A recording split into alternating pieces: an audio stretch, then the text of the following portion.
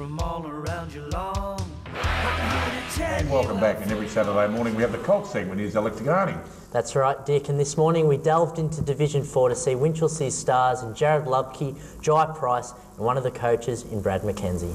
With finals around the corner, the whole GDFL community is rallying behind Winchelsea in Division 4 of Colts. So let's catch up with their coach in Brad McKenzie. Brad, first time we've caught up with you this year. How have you found the season? Not too bad. It's been a bit of a challenge being first year coaching, but yeah, it's good to have the boys getting a few wins so far. Yep. Players to watch before we talk to these gentlemen? Obviously Jai and Jared. Zachy Mulls is in the middle as well, and probably Kurt Berg. Yep. When you look at the ladder, you're currently fourth. Do you really feel like you've got a strong side going into finals, considering the early margins at the start of the year? Yeah, the grading matches were a bit of a struggle, but yeah, now we've got a few extra players, and yeah, I reckon we can really challenge for the flag. Yep. Well, you've done some tremendous work off the field, but it's the boys on the field we got to highlight. I'm talking to another interleague star here in Jai Price. Jai, how have you found your season? Yeah, look, it's been really good so far. Like, the boys have seem to enjoying it, and we've had, as you said, a few wins and a few losses. And yeah, it's been good so far. Yeah, you've got a famous family from the Winchelsea side of things.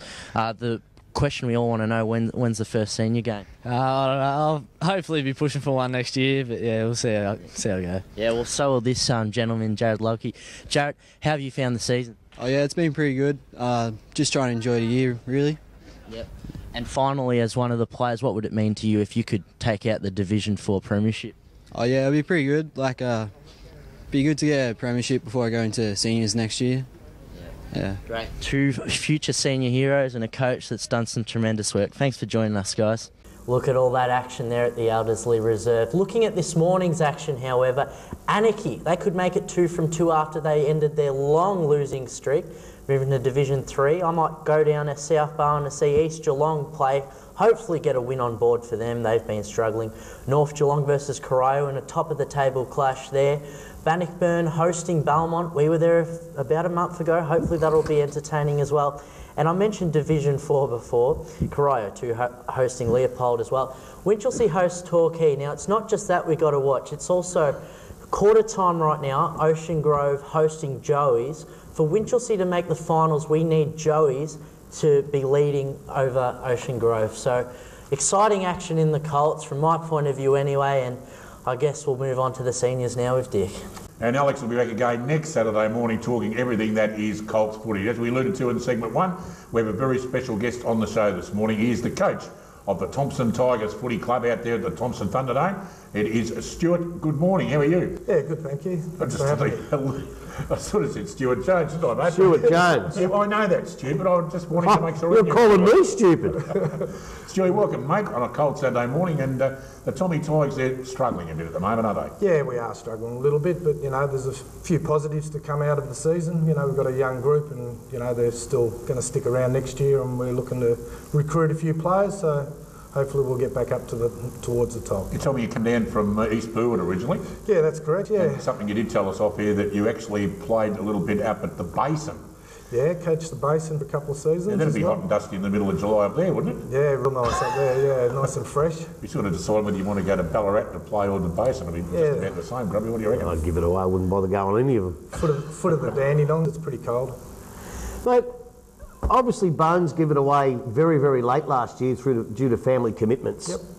Obviously that means you had to start very, very late. I know you were taking training as an assistant coach, but you didn't know that if you had the job at that stage. I think it was around about the 20th of Jan you might have started training. Obviously far too late. Did that put you back a fair bit? Yeah, really it did, yeah, because, you know, it's hard to recruit players that late in the season. Most players are already been signed up at other clubs, so we're behind the 8 ball from the word go. But, you know, look, the group that we've got, there's a lot of them are still learning the game and learning the caper and all that sort of stuff. So, you know, fingers crossed we can improve on it. Well, we've talked about the kids from Corio and probably Anarchy as well. What are the kids like at Thompson? Have you got enough kids to go like next year? Obviously next year's a big year because you've got to start all over again. Obviously, how many kids have you got, and do you have to recruit a fair bit from other sides, or will your kids take most of it? Nah, we definitely need to recruit.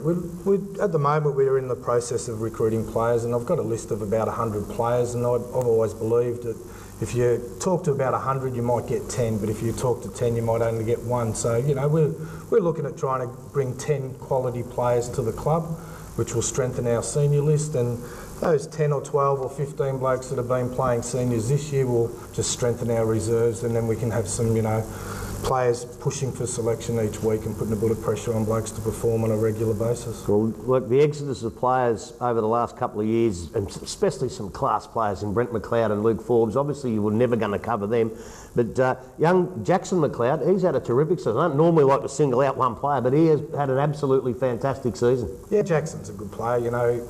I made him captain this year, and look, you know, he played forward most of his career, but he's played a fair bit behind the ball this year at centre half back, and you know, he's a great quality player. You know, we've got some other good players like Brad Hume's a really good, strong player that's been really good for us this year. Missed a lot of footy early though, didn't he? Brad, no, he's played every game. Jason, his older brother, he missed a few games as well. But you know, those two blokes, and even Jared Hood from Melbourne, or he's originally from Amos and Bell Park. He lives up in Melbourne. He's been really good for us too. So. Lance Melbourne missed a bit of footy early. Lance, yeah, he wasn't going to play, but then he came back and played a handful in the reserves, and then, you know, he's got back into the seniors. But then with his work, he's a sheep shearer, so he's away a lot. So that's the hardest thing, getting players to commit and, you know, want to stick around and play regular football. Now, is there any truth in the rumour that you took the whole Thompson footy side up to Etihad Stadium to watch your young bloke play in the Foxtel Cup? Yeah, that was true. That was more educational, really, for the players. I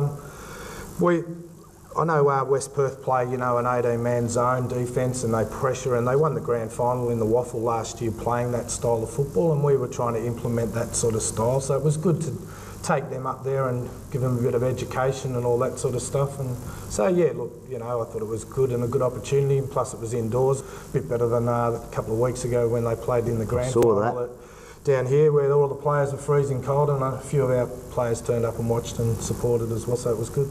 I was out there on Saturday, obviously, when you played the Magpies. Gee, your ground's in great nick, isn't it? It really is in great nick. I was totally impressed by it.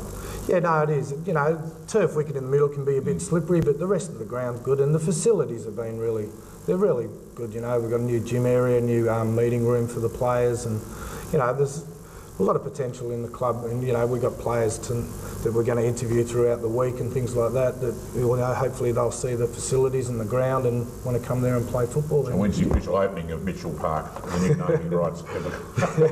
Yeah, Johnny Mitchell, he's done a great job for the Thompson. He certainly has done a great job out there, hasn't he? We got some nice goalposts there and things like that. And yeah, but do you have to put up with him harassing you?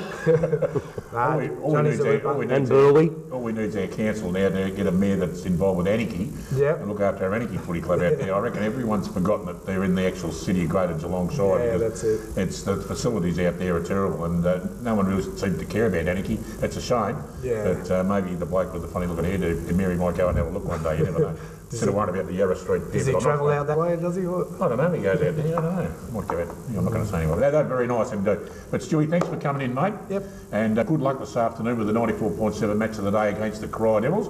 Yep. Big chance you might pick up a win, mate, and that'll be great for the club. Yeah, it will be. We're looking forward to the challenge today. You know, the boys have trained pretty well and stuff, so hopefully we can get a win and get off the bottom. And it's a battle of the wooden spoons, really. So if we can win this one, hopefully we'll get it home. Yeah, well, good luck this afternoon. Stuart Jones, the coach of the Thompson Footy Club. We're going to take a break, come back and talk about all the action on this afternoon. From all around Geelong, I'm here to tell you how football is strong. Football, let's get into it.